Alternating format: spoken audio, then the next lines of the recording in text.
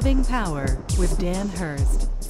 Now, what does it mean by born again? How are you born of God? We're born not of blood, nor of the will of the flesh, nor of the will of man, but of God. How does that happen?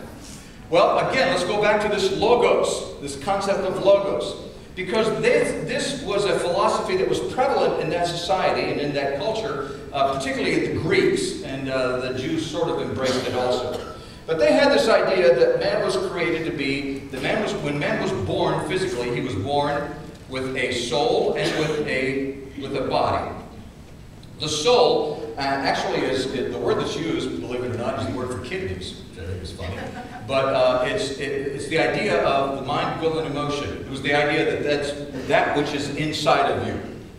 And it's the idea that you are physical and you are this person that is inside that physical body.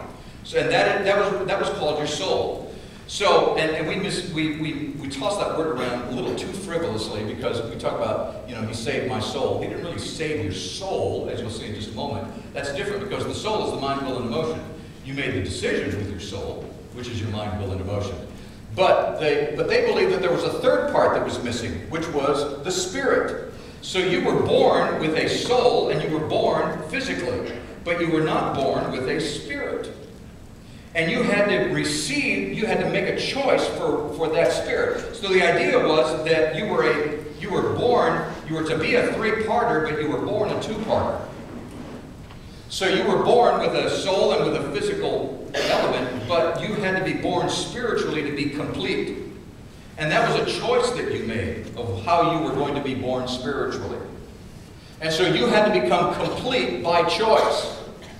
And there was this third part of your life that you could choose to have Christ fill in your life, or you could reject. But you also have to be born by the Spirit, and that's a choice that you made. You didn't have a choice to be born by your body and soul.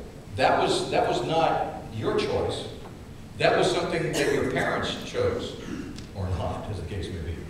But you are born physically and with a soul, but you are not born with a spirit, and that is a choice that you have to make. God made you that way. He designed you to choose whether or not you wanted to be filled with His very presence and be born spiritually. That means to be born again, or to be born in this new phase, if you will, this new level.